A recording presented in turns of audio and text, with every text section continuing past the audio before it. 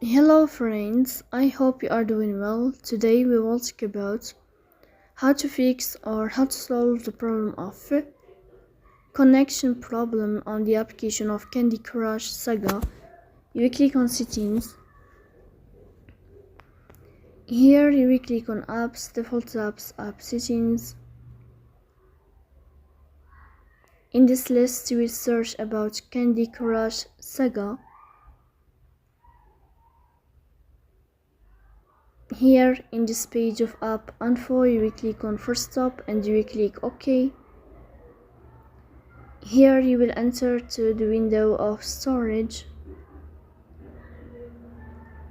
Then we click on clear cache.